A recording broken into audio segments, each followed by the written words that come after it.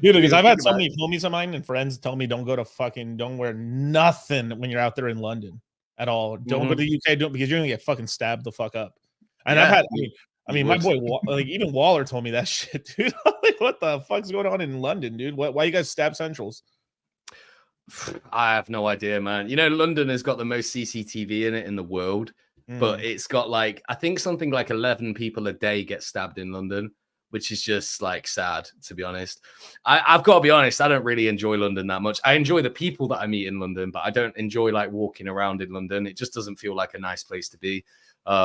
Actually, since I went to Dubai earlier on in the year, and when I was in Dubai, that is how society should be, man. There's no crime at all. There's none. Like my little boy, I got a little boy, it's 10 years old. Yeah. We were sat outside in a restaurant and we got up and walked away from the table. And this was like outside, literally just in the street, in a random street. He left his phone on the table. And it was like half an hour before he realized, oh, Dad, I left my phone at the restaurant.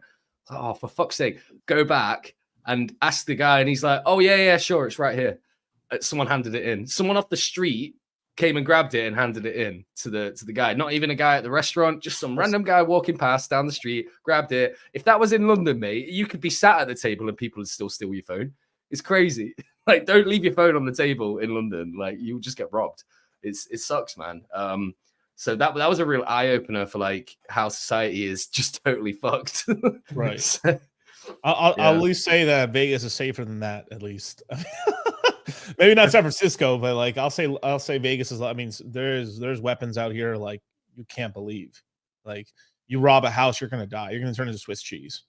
It's for you break into a house, you're gonna die, 100%. Like I can tell you that right now. You break into anyone's house here in Las Vegas, you will die. Yeah. Well, that's, you know what, bro? Like, I mean, for a UK guy, the idea of guns is like crazy to me, but I understand it because if you've got a gun, you can defend yourself. You can be like a little old lady and someone breaks in your house. If you got a gun, you can defend yourself. But if you haven't got that, then you're fucked, basically. There's nothing you can do.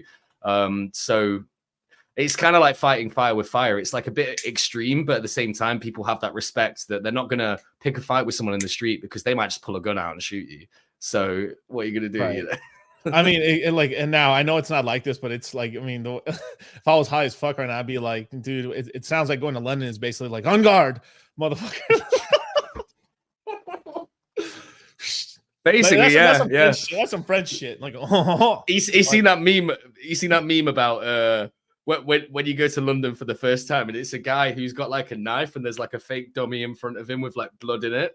And he's just like, ha, ha, ha, like just fucking stabbing the shit out of it. And the meme is like when you visit London for the first time, and it's just like that because it really is. It's stab central. I mean, to be honest, I mean, if you've got a bit of money, I'm sure you're doing all right. If you came to London, all you got to do, bro, is just get taxis everywhere.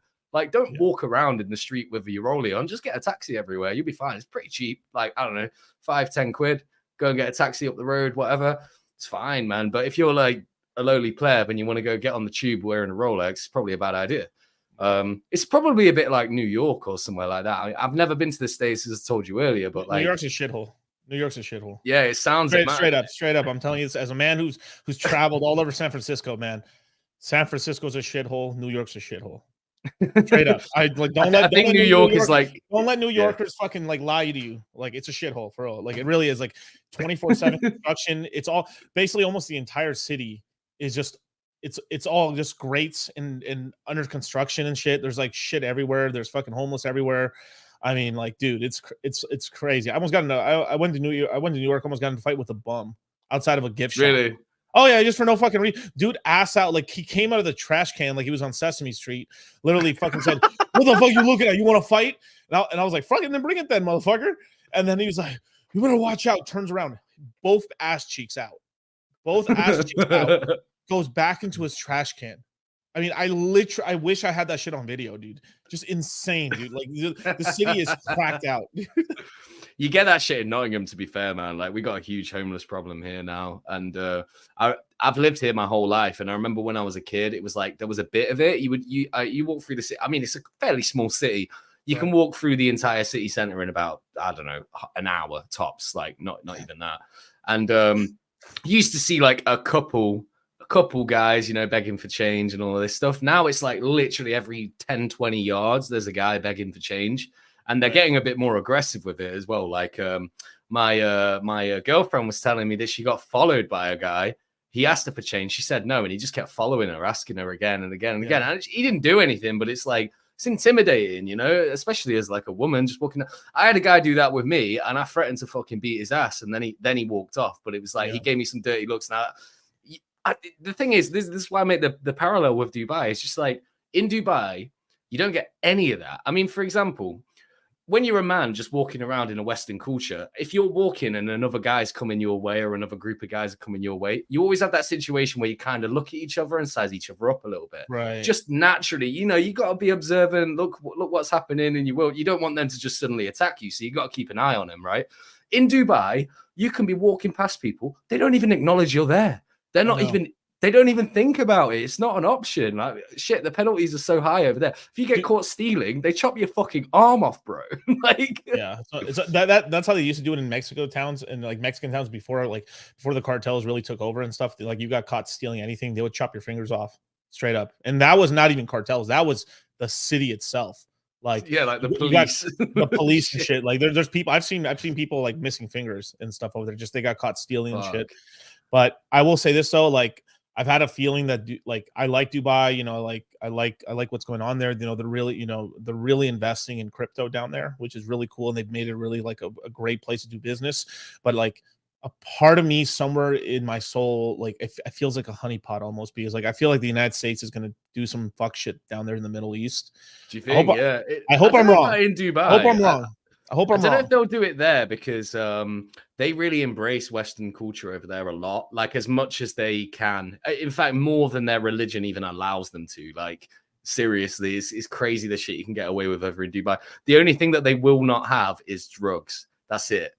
Everything else is pretty fair game. Like, mate, there's prostitution everywhere, for example, which is so haram, bro. I did not have a clue that even existed. And a couple of my mates had been there before, and they told me, like, bro, there's so many prostitutes. I was like, they're a Muslim country, mate. Like, how the fuck is that? And they weren't wrong. You go and sit in a hotel bar, you'll have like 10 girls approach you. They're just everywhere. What is this, Thailand? What the fuck, bro? It's probably worse than Thailand. And the funny thing is, as well, is a lot of these girls are actually Muslim girls. It's mad. It's that almost seems like some cop shit, man. It's like freeze. It really wasn't. It really wasn't. Damn, like that's one crazy. Of my mates that was over there. He participated in a bit of that, and it wasn't even expensive, bro. It was cheap as fuck. Like compared to what you would pay in the UK for the same shit. It was like super cheap, man. And you know what? Like, it is what it is. I gotta ask you, man. The British girls, is their teeth fucked up? I gotta ask. Bro, even my teeth were fucked up like a year ago. They're not too bad anymore. I've sorted them out. Someone made a comment like, "Oh, have you been to Turkey?" And I didn't realize at the time because we got this thing about like turkey teeth. And I'll just say for like full disclaimer, no turkey teeth. I had the Invisalign. The nice, like, basically like braces, isn't it? I've got them right here. Look, they're right here. These little things. And they just like straighten your teeth over time. That was the number one thing. As soon as I got a little bit of money, I was like, yeah, I'm sorting my teeth out because that's the only thing I don't like about myself. And yeah, they're pretty much perfect now. So happy days, mate. I can come to America and fit in, and people won't assume that I'm just British straight away until I open my mouth and start talking.